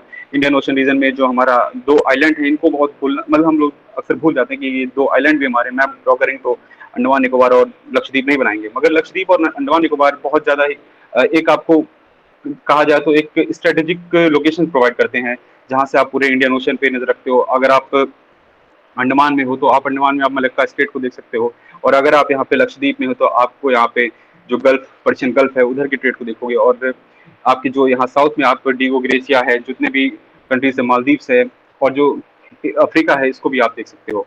Coming to African geopolitics, Africa में जो इस समय जियोपॉलिटिक्स है वो काफी ज्यादा देखा जाए तो रिलीजियस एक्सट्रीमिज्म पे हो गई है निर्भर, जैसे कि माली हो गए, जितने भी साहिल के आपके रीजन है यहाँ पे जो पावर वैक्यूम क्रिएट हुआ था, या फिर जो वहां से आईसिस का जो वहां से हटी थी अब यहाँ पे आ गई है, ये सब कंट्रीज में इस्लामिक कैलिफेट स्टेब्लिश करना चाहती है। और यहाँ पे भी हम देख रहे हैं नया एरिना बन रहा है, जहाँ पे धीरे धीरे अभी ग्लोबल प्लेयर्स का यहाँ पे भी इन्वॉल्वमेंट होगा, because being Africa was colony of European Nations like France, Portuguese, तो इनका कुछ ना कुछ यहाँ पे रोल रहा है और रहेगा भी, क्योंकि हिस्टोरिकल अगर आपके वहाँ पे टाइज रहेंगे तो आपको वहाँ पे आना ही पड़ेगा। प्लस अभी यूएस से यहाँ पे नहीं पहुंचा है, मगर से भी यहाँ पे जिस तरह से देख रहे हैं हम कि उससे जो ग्लोबलाइजेशन की पॉलिसी थी, ग्लोबलाइजेशन को इसने डीग्लोबलाइजेशन की बात की, प्रोटेक्शनिज्म की तरफ ज्यादा चला गया था, और इसकी वजह से इसने दूसरों के मैटर्स में इंटरफेयर करना बंद कर दिया है।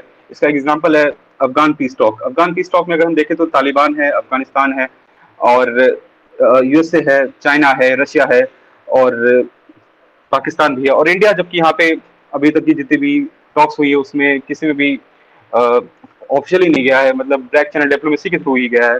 और इंडिया को अपने रोल को यहाँ पे रिकॉग्नाइज करना पड़ेगा, क्योंकि यहाँ पे जो पावर वैक्यूम क्रिएट होगा इसको कौन इसको यूटिलाइज करेगा, ये भी देखने वाली बात होगी।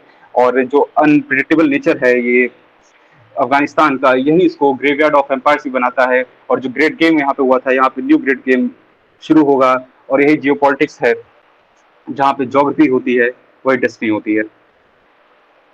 Thank you so much. Hello. Thank you, Shubham, for your practical reflections on the geopolitics of so many regional sectors that influence and also the site of these geopolitical applications. So I would like to call any the questions, queries, reflections, comments, and extend the issue from any side.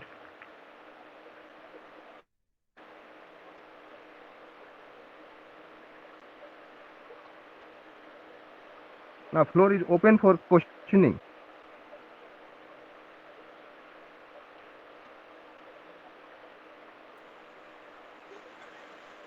Hello.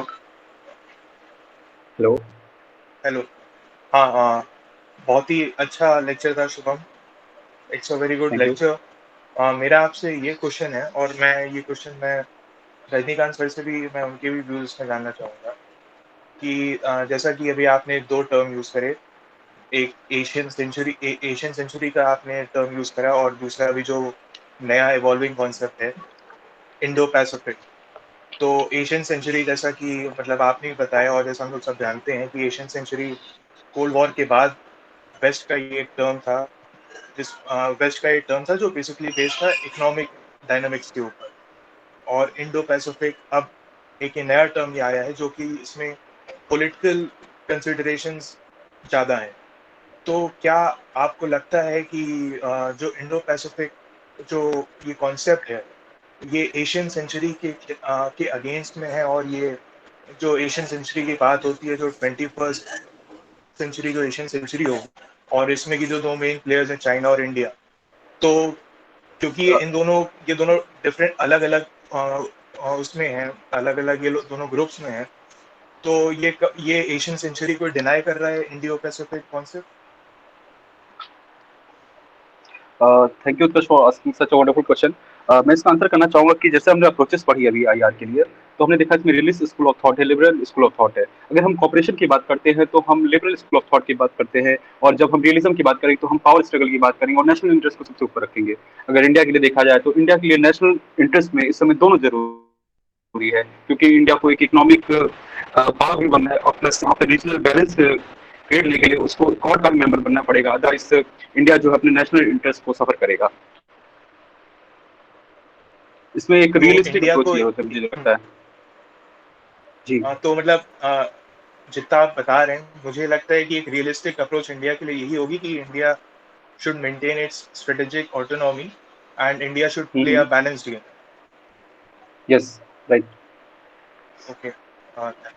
Thank you sir. अगर Rajinikanth sir कुछ आप इसमें add on करना चाहेंगे तो, अगर Rajinikanth sir का कोई व्यू हो इसमें।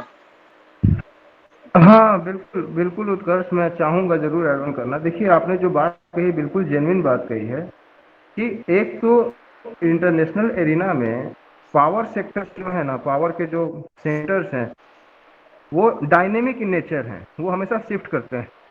दूसरा ये है कि सभी लोग ये चाहें कि उनका इन्फ्लुएंस कहाँ तक बना रहे, वो अपने आप को इन्हांस करना चाहते हैं, एक्सटेंड करना चाहते हैं। तो जो एशियन की बात कर रहे हैं आप या इंडो पैसिफिक की बात कर रहे हैं। दूसरा ये है कि जो पॉलिटिक्स में बेसिकली आप इस चीज़ को बहुत ध्यान से देखें कि हार्ड पॉलिटिक्स और सॉफ्ट पॉलिटिक्स में सॉफ्ट पॉलिटिक्स को प्रायोरिटी मिलती है। तो एक वो अगर हम जियो इकोनॉमिक्स के तरीके से देखेंगे, आप जियो पॉलिटिक्स में जो आजकल एक नया शिफ्ट आया है जियो इकोनॉमिक्स का, उसका रोल बहुत ज़्यादा बढ़ गया है।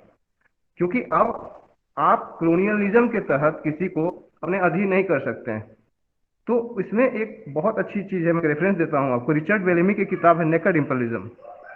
तो उसको जरूर देखें आप, आपके बहुत सारे इंसाइट क्लियर होंगे उसे। और ये बिल्कुल तय बात है कि आज का जो इंटरनेशनल पॉलिटिक्स है वो हार्ड कोर पॉलिटिक्स की तुलना में जो सॉफ्ट पॉलिटिक्स है उस पर ज़्यादा रिलाई कर रहा है। Okay, next question.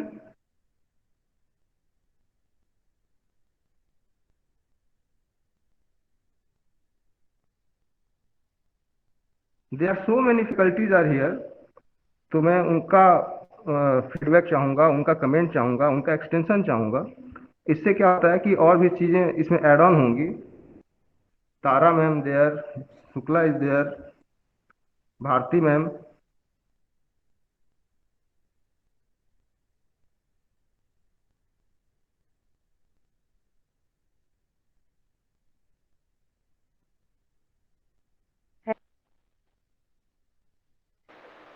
Yes. First of all, you have delivered a very nice lecture on geopolitics. Actually, मेरा क्वेश्चन ये है कि जो क्रूड ऑयल है, मतलब रिसेंटली न्यूज़ में भी था ये, कि जो क्रूड ऑयल है वो एट इंटरनेशनल लेवल वो कभी मतलब बढ़ रहा है और कभी घट रहा है, क्योंकि 2020 में अगर हम देखें तो पैंडेमिक की वजह से जो ये क्रूड ऑयल की प्राइसेस हैं ये जीरो लेवल पे आ गई थी। और अगर 2021 की बात करें तो नाउ इट इज इंक्रीजिंग। तो क्या ऐसा हो सकता है कि इसके पीछे जियो पॉलिटिकल रीजन भी है, मतलब जियो पॉलिटिक्स भी है, मतलब बढ़ने का और घटने का ऑयल क्रूड पे, क्योंकि ऑयल एक मतलब बहुत ही इम्पैक्ट डालता है स्पेशली गल्फ कंट्रीज पे। सो इसमें क्या, what are the major geopolitical reasons behind this changing oil price at international level, can tell? Yes, thank you Kavita for such a wonderful question. मैं इसका आंसर करना चाहूँगा, और इसका आंसर मैं आपको इस तरह करना चाहूँगा कि जो भी हमारे जो मेजर ऑयल प्रोड्यूसिंग कंट्रीज हैं वो गल्फ कंट्रीज ही हैं, और गल्फ कंट्रीज की जो स्ट्रेटेजिकली इंपॉर्टेंस है वो उनके ऑयल पे डिपेंड करती है। और यहाँ पे ऑयल एज ए कमोडिटी हम ट्रीट करते हैं, और जैसा कि आपने बताया कि पेंडेमिक के टाइम पे बिकॉज ऑफ लो डिमांड जो इनके प्राइसेस थे काफ़ी कम हो गए थे, और अभी जो है इन्होंने एक तरह से देखा जाए तो आर्टिफिशियल इन्होंने जो होता है रिजर्व से इतना ऑयल निकाल ही नहीं रहे हैं कि उसका की यूज हो, क्योंकि पहले जो इन्होंने अपने मतलब रिजर्व से निकालते थे उसका स्टॉक काफी ज्यादा था, इसको इन्होंने कट किया है, जिसकी वजह से आर्टिफिशियल प्राइस हाइक हुआ है। और अपने इन्फ्लुएंस को बढ़ाने के लिए, जैसा हमने बताया कि अभी कि अपना एरिया ऑफ इन्फ्लुएंस या फिर अपना इन्फ्लुएंस बढ़ाने के लिए यहाँ पे इन्होंने जियो इकोनॉमिक टूल का यूज किया है, और ऑयल प्राइसेस को यहाँ पे इन्होंने इन्फ्लेट किया है। और ये ऑयल जो है एटलीस्ट अभी अगले 20-30 सालों के लिए तो ये आपके लिए स्ट्रेटेजिकली इंपॉर्टेंट तो रहेगा ही। और अगर मिडिल ईस्ट को अगर देखा जाए तो मिडिल ईस्ट का जो गोल्ड है वो ऑयल ही है।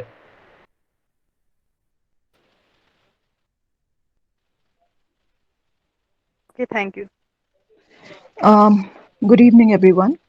Firstly, I'd like to congratulate Shubham for delivering such a wonderful lecture on geopolitics. And I think it was very well supported with case studies. जो बहुत important है सारे students के, because an answer or a presentation without any case studies is irrelevant, and more so it doesn't attract attention. So it was very well supported with all the facts that you have given, and it covered all the aspects, not just one. It wasn't region specific, but you dealt into the micro details of every country as well, which is really nice on your part. एक simple सा question रहेगा, not exactly question, but एक query रहेगी. Like, we've known China to be a slumbering giant, okay? But post the escalation of President Xi Jinping, you could see that China has transformed itself into a very hawkish country, which is very unusual for it. And secondly, the president himself, he has declared himself president for all life. Okay, so आप क्या देखते हैं? Where do you see geopolitics now going? Because it's literally captured the entire world. Like you said, the string of pearls theory, or you've deliberated upon the OBOR thing. Then the pre-COVID period, you had the you had the US-China trade wars around 5G installation. So where do you see geopolitics now going? Because China has literally done everything to bring down US down to its knees. And secondly, it has almost tilted the balance of power in its favor.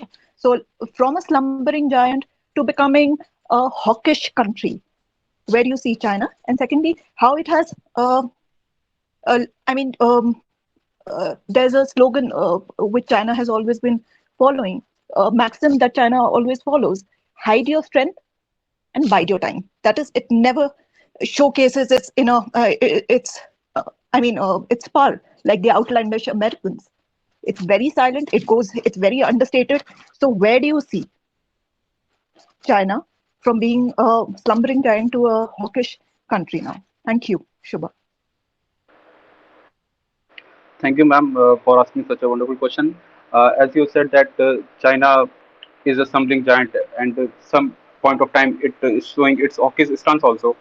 Geopolitics के संदर्भ में अगर देखें जाए तो China एक realist nature है, realism को फॉलो करता है। It is unlike USA, because USA जो है वो आपके डेमोक्रेसी को प्रमोट करता है, लिबरल आइडियाज को, वैल्यूज को प्रमोट करता है, और उसका एक वर्ल्ड में अपनी हेजमनी क्रिएट करने के लिए एक डेमोक्रेसी एक एज अ टूल की तरह यूज करता है, और वो अपनी कैपिटलिस्ट इकोनॉमी को बढ़ा रहा है। मगर चाइना भी जो है वो उसके पास इस तरह का कोई सच टूल है नहीं, तो वो अपने जो एग्रेशन है वो इन फॉर्म ऑफ बॉर्डर पे टेंशन क्रिएट करके दिखाता है, प्लस स्ट्रिंग ऑफ पल्स का काम करेगा वो, और इकोनॉमी को, जो चाइना इस समय इकोनॉमिक जायंट बन रहा है, मगर हमको एक चीज यहाँ पे जाननी पड़ेगी कि जो यूएस का जो इस समय का जीडीपी है वो $21 ट्रिलियन में है और चाइना का 13 या 12 ट्रिलियन के पास ही है। तो अभी भी बहुत ज्यादा गैप है इकोनॉमिकली, अगर देखा जाए गैप तो बहुत है, मगर हम लोग जो over the period of time देख रहे हैं कि चाइना बढ़ तो रहा है आगे की तरफ, क्या चाइना सक्सीड कर लेगा यूएसए को? तो अगर मेरा मानना है कि इतना आसान नहीं है यूएसए को इसको इस गेम में हराना यूएसए को, क्योंकि यूएसए मिलिट्री स्पेस में देखा जाए तो, और जो यूएसए के अलायंसेस है कंट्रीज के साथ, वो भी काफी बेटर है। ऑल्दो इसके जो इमेज है टार्निश हुई है मिडिल ईस्ट और इस्लामिक रिपब्लिक्स में, क्योंकि यूएसए का जो नेचर रहा है वो कैपिटलिस्टिक अप्रोच के साथ रहा है, तो एक्सप्लॉइटेटिव नेचर तो उसका रहा ही है। और जो चाइना है, चाइना ने यहाँ पे सपोर्ट किया है, जैसे कि जो रीजन में जो कंट्रीज हैं, चाहे वो जिसको जहाँ पे उसने अपना जियो स्ट्रिक्टली और जियो पॉलिटिकली जिसको जहाँ पे वो एडवांटेज लेना चाहता है उसको सपोर्ट करता है थ्रू डेप्थ डिप्लोमेसी। और जो कंट्रीज है लाइक इंडिया, जिनको लगता है कि थ्रेट है, they are threat to its rising power, तो उस पे वो अपनी ये एग्रेशन या हॉकी स्टाइल दिखाता है और समरिंग जायड का काम करता है, जहाँ पे उसको इकोनॉमिकली अपना काम करना होता है। और चाइना एक बहुत बड़ी सॉफ्ट पावर है, चाइना की इतनी बड़ी पॉपुलेशन है। चाइना का अगर हम देखें तो लैटिन अमेरिका में जो डेवलपमेंट्स हो रहे हैं चाइना के, वो काफी हद तक देखा जाए तो उसकी स्लम्बरिंग जायंट के नेचर को शो करता है, और जो उसके रीजन में, जो अपने इस आसपास के रीजन, वहाँ पे एक हॉकी स्टांस रखता है। और मैम आपका सेकंड क्वेश्चन, मुझे आपसे सेकंड क्वेश्चन पूछना था। Okay, you justified it very well, but एक और चीज है, जैसे आपका बाइडन अभी पावर में आए हैं, so you don't see US China rivalry as of now. Biden is somewhere close to China. अगर आप आउट एंड आउट देखें तो Donald Trump was a very vociferous, I mean, anti-China, and he took a very vociferous anti-China stance. But Joe Biden, Yes. somewhere down the line, he has a soft corner with China, and somewhere behind the scenes, जो आप बोलते हैं, there is a nexus between the two, and there might be a quid pro quo also happening between the two, because अगर आप उनकी पूरा का पूरा foreign policy analyze करें Biden की, so India might be rejuvenating, India might be, celebrating the fact that we have Kamala Harris, but Kamala Harris won because of her Caribbean leanings more than the Indian leanings. Okay, so आपको लगता है कि ये rivalry की तरफ जा रहा है या फिर एक यूनियन बनने वाला है? यूएस चाइना की एक अलग सी बॉन्डिंग चलेगी जो कि इंडिया को डिफीट करने के लिए बनाई जाएगी, बिकॉज आप देख सकते हैं कि वैक्सीन डिप्लोमेसी की बात चल रही है, वैक्सीन का जो आप प्रोवाइड करने की बात कर रहे हैं, India has been constantly, had it been Donald Trump, आपको इंस्टेंटली मिल गया होता वैक्सीन, ठीक है, then and there. But right now मतलब आपके इतने ज्यादा टेलीफोनिक कॉन्वर्सेशन जो है, इतने कॉन्वर्सेशन चलते रहने हैं, but despite providing you so much of solace, they don't turn out to be helpful. तो आपको लगता नहीं है कि कहीं ये बैक ऑफ द माइंड, जैसे आपके लिए डोनाल्ड ट्रम्प के लिए बोला जाता था, रशिया के साथ रहा है ना? So where do you think, मतलब कि ये कहीं इंडिया की हेजेमनी को पुल डाउन करने के लिए तो नहीं हो रहा कि the two are getting stronger together? Okay, इसका मैं आंसर करना चाहूँगा मैम। सबसे पहले हमें समझना पड़ेगा कि जो फॉरेन पॉलिसी है यूएसए की, वो नेशनल इंटरेस्ट से गाइड होती है। अगर हम देखें तो जो रिपब्लिकन, जो हमारे जॉर्ज बुश थे, उन्होंने 2001 में इन्वेट किया था अफगानिस्तान को, बट जब आपके यहाँ पे बराक ओबामा आते हैं उसको सपोर्ट करते हैं, जबकि दोनों एक दूसरी मतलब आइडियोलॉजिकल डिफरेंट पार्टीज होते हैं, मगर उसको सपोर्ट कर रहे हैं क्योंकि वहाँ पे नेशनल इंटरेस्ट जो है वो फुलफिल हो रहा है। अगर अब जो बाइडन को देखें तो यहाँ पे भी जो आपने भी जो टर्म यूज किए थे, स्लम्बरिंग जायंट और हॉकी स्टांस का, तो यहाँ पे हम देखें, क्या पता हमें, अभी हम क्योंकि गैस ही कर रहे हैं, तो जो USA, just let me interrupt on that. आपको एक चीज और बताऊंगी कि रशिया में भी पुतिन ने अपने आप को डिक्लेयर कर दिया है till 36 or 24 lifelong prison.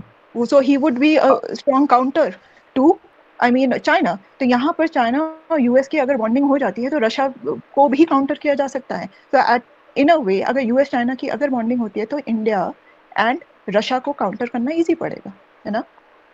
Because we are the closest of the friends, India and Russia. या मैम राइट।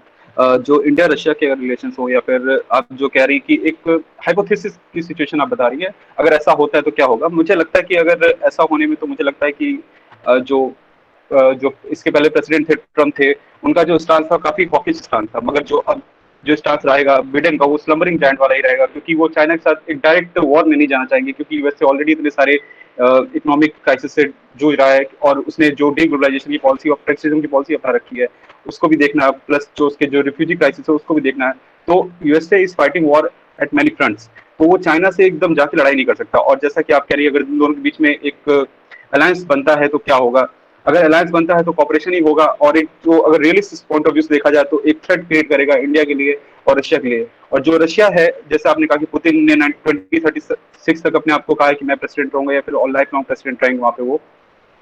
मगर अगर हम देखें पुतिन को और पुतिन के रशिया को देखें और चाइना को देखें, तो शी जिनपिंग और पुतिन में कुछ सिमिलरिटीज हैं और बहुत डिफरेंसेस भी है। सिमिलरिटीज इन सेंस की जैसे कि जो चाइना और रशिया है वो एक दूसरे के साथ आ रहे कुछ होटल्स पे जाए, इसका एग्जांपल आप एससीओ का ले सकती हैं, संघाई कॉपरेशन जो है इकोनॉमिक कॉपरेशन, उसका आप ले सकती हैं। वहां पे दोनों एक साथ आए हुए हैं। और जो इंडिया है, इंडिया रशिया के रिलेशन काफी अच्छे, मगर हाल ही में अगर देखा जाए तो रिलेशन इंडिया के और रशिया के थोड़े टार्निश हुए, बिकॉज से India was more tilted towards USA during it Trump regime. और जो पाकिस्तान यहाँ पर है, पाकिस्तान भी बहुत बड़ा प्लेयर बन जाता है इसमें, क्योंकि पाकिस्तान भी इंडिया का अगर देखा जाए तो एक रीजन में अपोनेंट में है। और पाकिस्तान को जो सपोर्ट मिल रहा है इसमें चाइना से, और रशिया जो एक्साइजेस क्रिएट किया है और इसको अपने जो वेपन सप्लाई कर रहा है, वो भी एक इम्पोर्टेंट यहाँ पे चीज देखने वाली। तो हम ये देखेंगे कि, और ये हमको पता ही चलेगा कि जो इंटरनेशनल अरेना है, ये जियोपॉलिटिक्स और जो रियलिस्ट स्कूल ऑफ थॉट है उसको प्रिजर्व करके रखा हुआ, और वही हमको देखने को मिलता है। जो लिबरल पॉलिटिकल व्यूज हैं, वो जो कॉपरेशन की बात करते हैं, वो तो यहाँ पे नहीं देखने को मिलेगा, क्योंकि जब तक कैपेबिलिटी की बात हम कर रहे थे न्यू रियलिज्म में, कि कैपेबिलिटीज जो होती है कंट्रीज की डिफरेंट हैं और कैपेबिलिटी डिफरेंस है, इसलिए यहाँ पे एक स्ट्रगल सिचुएशन क्रिएट हो रही है, वो तो रहेगी। कोई और इसको और बेटर अगर चाहता है कि एक्सप्लेन कर सके मैम को, तो ही इज वेलकम, और ही और she is welcome. Thank you so very much. And Rajni sir और डॉक्टर विकास अगर कंट्रीब्यूट करें, so I will be more than grateful for that. First of all, thank you, Dr. Ketki ma'am. It is wonderful to having, such a wonderful teacher, such a intellectual or prone student, the future intellectuals of the society. I would like to say something. There are two references. Start with the two contradictory references. First from Harshvi Pant and the second C. Raja Mohan. According to Harshvi Pant, the 1989, the fall of Berlin is one of the more alarming sign for the Indian foreign policy. And the second is C. Raja Mohan in the Crossing the Rubicon. So according to him, how the foreign policy of India shifted towards, close to the USA, and it leads to the frosty friendship with the Russia. जैसे the Indo Russian relation में एक time है जिसको हम Frosty friendship देखते हैं, that is the cool, not उतना warm नहीं रहा relationship. And the second most important input from my side is geopolitics is always fueled by the regionalism. For example, SCO, CSTO, ASEAN, SAARC, all are are the fueled with the geopolitical syndrome, and it is always not static. It is always in the dynamic form. And the third one is the foreign policy is always in tentative form, not permanent. Sometimes it seems like it is a close relationship with the USA and China. Sometimes it is a USA and India. USA is very smart enough for their application of foreign policy. Immediate जो advantages हैं उसको fuel करना, उसको catch up करना, they know very well. So keep in the mind these things, then we are go to the any kind of conclusion to analyze the things. And very nicely Shubham has numerous case studies, as Ketki ma'am also highlight the point. So I think this is the thing to see, and all the students go through the companion of the foreign policy of Indian foreign policy launched by the Oxford. उसमें आप देखेंगे तो there are very nice articles regarding all kind of the aspects, that is the bilateral and theoretical. So this is my input. Thank you, sir. Thank you, sir.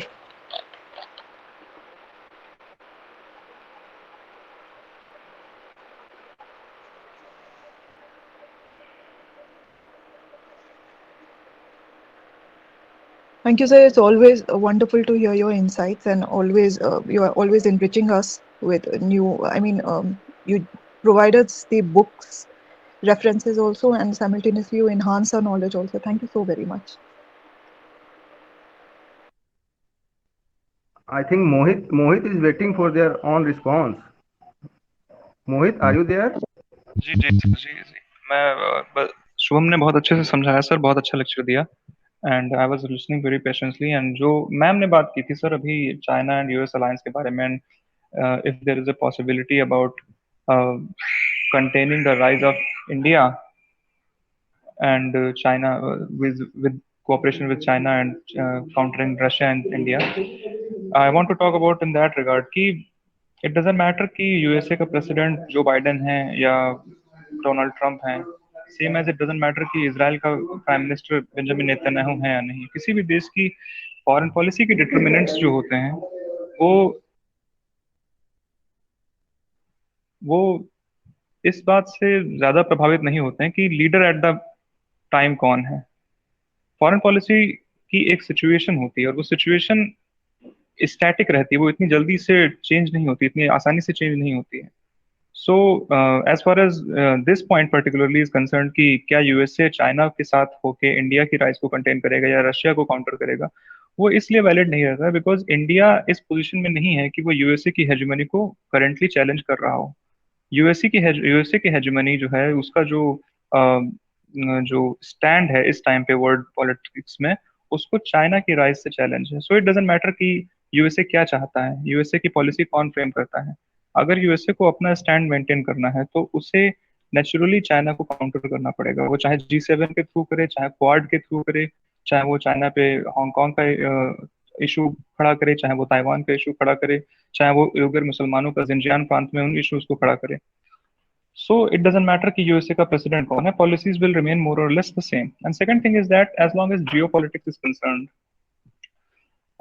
geopolitics used to be a really important branch of politics at times when technology was not as developed as it is today.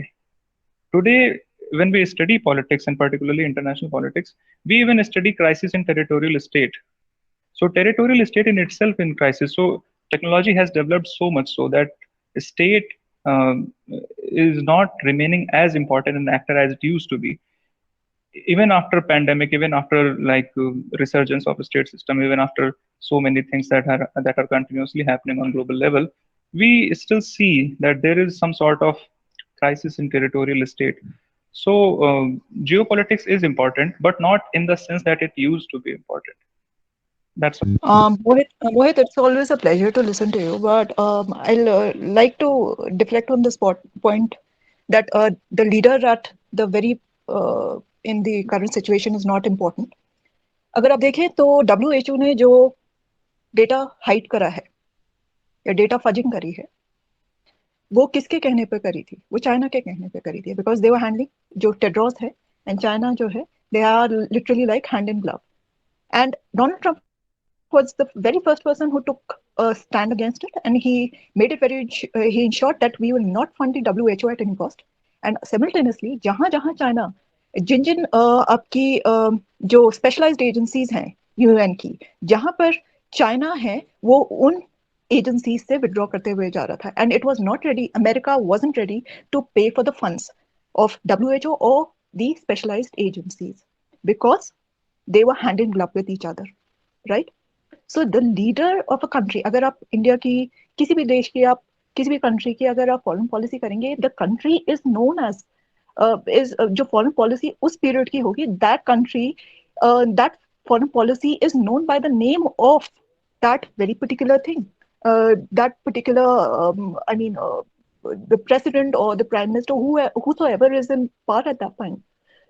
And secondly, जो आपने बोला है geopolitics अब उतना relevant नहीं रह गया, it's all about geopolitics. अगर आप यूएस चाइना का जो ट्रेड वॉर, जो pre just immediate, I mean जो आपका पेंडेमिक था, उससे जो इमीडिएट, उससे जो पहले था आपका, वहां पर 5G का क्यों इतना ज्यादा आप उसको हटाना चाह रहे थे? 5G को आप क्यों नहीं इंट्रोड्यूस करना चाह रहे थे टेक्नोलॉजी को? The reason being it would be a great breach of security, and that would US would be jeopardized, right?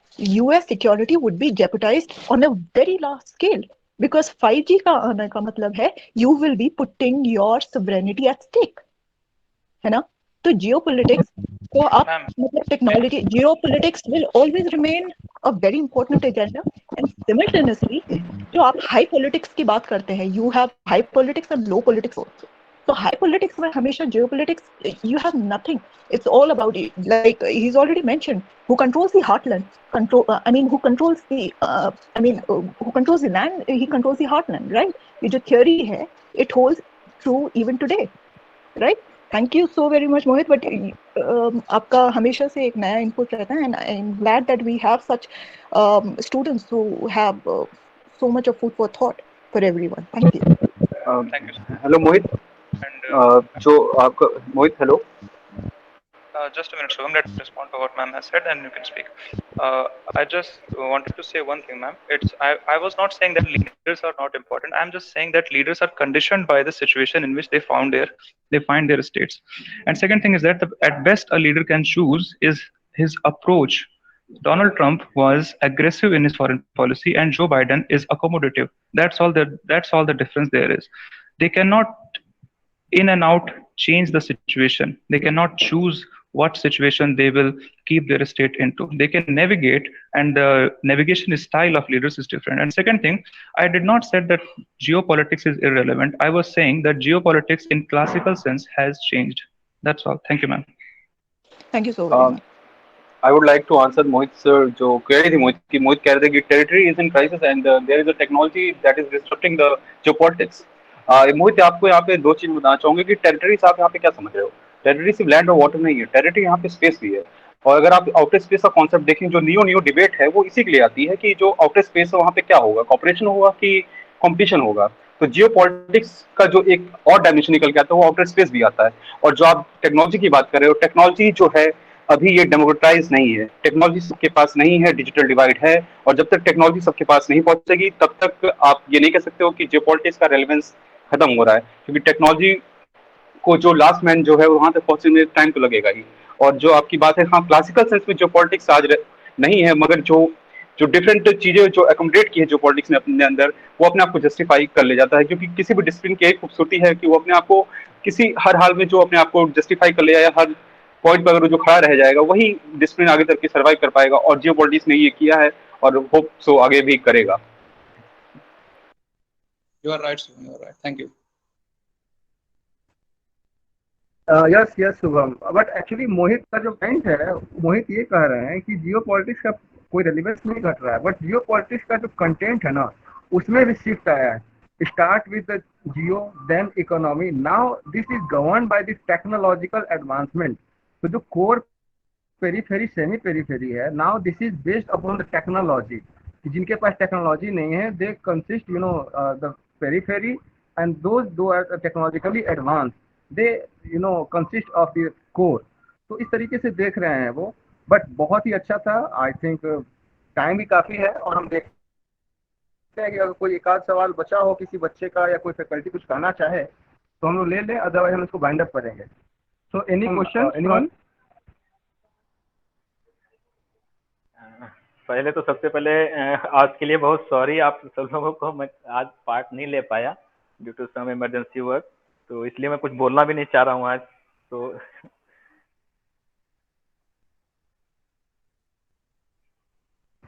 Okay, Shukla. Hello. Nothing to worry, but today's lecture is brilliant. Yes. So today I haven't taken part. So if anyone want to say something, then please. मुझे लगता है कि समय की सुइयों को देखते हुए, घड़ी की सुइयां जो हैं वो बता रही हैं कि हम लोग 8:40 तक पहुंच रहे हैं. तो हम सभी exactly. So all the faculty members, and all